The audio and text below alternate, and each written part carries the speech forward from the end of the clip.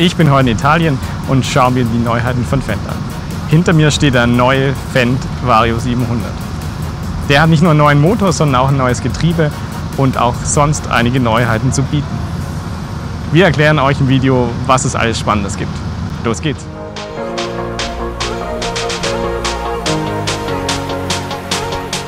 Der 700 Vario ist das meistverkaufte Modell von Fendt und auch der beliebteste Traktor in Deutschland. Fendt muss es also gelingen, Gutes noch besser zu machen.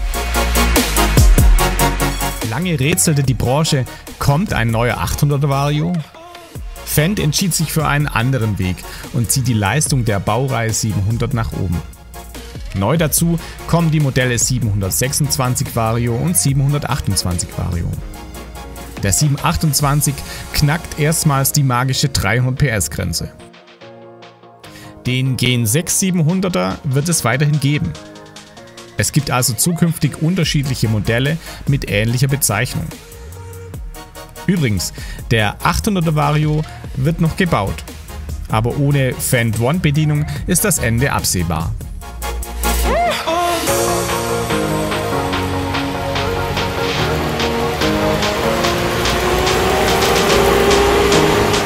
Kommen wir zu den wichtigen Neuheiten. Statt Motoren von Deutz sind Triebwerke aus der konzerneigenen Motorschmiede Echo Power verbaut. Die kennen vermutlich mehr unter dem ehemaligen Namen Sisu. Der Sechszylinder gönnt sich 7,5 Liter Hubraum. Die Nenndrehzahl sinkt auf gerade mal 1700 Umdrehungen in der Minute. Eine Abgasrückführung ist passé, Fendt geht hier den Weg SCR Only. Was beeindruckt, ist das Drehmoment. Der 724 Vario Gen 7 legt mit 1220 Nm nochmal rund 150 Nm mehr an die Kurbelwelle als der Gen 6. Das Kühlpaket ist ein Schlüsselbauteil der 7. Generation. Das Lüfterrad sieht eher wie eine Turbine aus. Diesen Anblick unter der Motorhaube kennen wir von den 1000 Varios, nur etwas größer. Statt hinter den Kühlpaketen zu saugen, drückt der neue die kalte Luft von vorne durch die Kühler.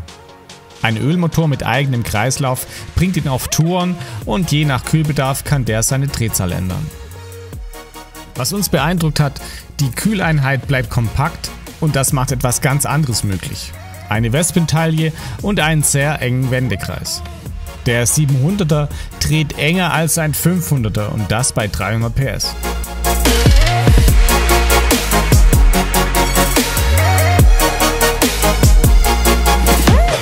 Eine Taste für die Fahrbereiche 1 und 2 gibt es nicht mehr. Der neue Triebsatz TA 190 braucht das nicht. Auf der Armlehne findet man außerdem keinen Schalter für den Allradantrieb. Der 700 Vario fährt ähnlich wie ein Audi Quattro verspannungsfrei mit variablem Allrad.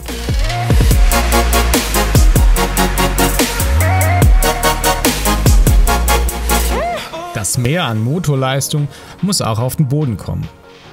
Jetzt drehen bis zu 42 Zoll Reifen mit einem Durchmesser von 2,5 Meter auf der Hinterachse. Außerdem gibt es die integrierte Reifendruckanlage VarioGrip.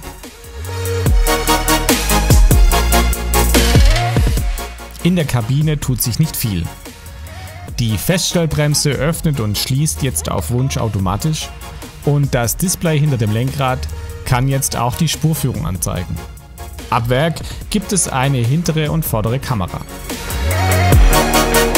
Den Fahrersitz liefert nicht mehr Krammer, sondern überraschenderweise Isringhausen.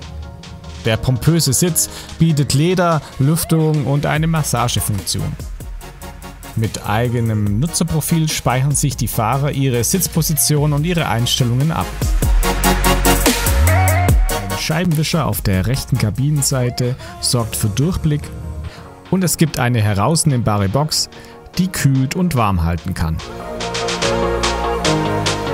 Die Hydraulikpumpe liefert 165 Liter in der Minute. Auf Wunsch sind 220 Liter möglich. Flachdichtende Kupplungen, sogenannte Flatface-Kuppler, gibt es auf Wunsch für alle Anschlüsse. Kuppeln geht damit ohne Ölverlust. Erstmals sind auch die Hydraulikkreisläufe von Frontlader und Heck getrennt, so sind alle Hecksteuerventile immer nutzbar. Mit den 700er kommen auch neue Frontlader. Die haben jetzt eine Wiegefunktion im Terminal. Außerdem lassen sich die Werkzeuge in jeder Position entriegeln. Der neue 700er ist rund 1 Tonne schwerer, darf aber auch 1 Tonne mehr tragen und kommt auf ein zulässiges Gesamtgewicht von 15 Tonnen. Das macht ihn fit für den Transport. Die beiden größten Modellen, der 726 und der 728 Vario, beschleunigen nach guter 800er Manier auf 60 km/h Endgeschwindigkeit. Eine Rückfahreinrichtung gibt es jedoch nicht.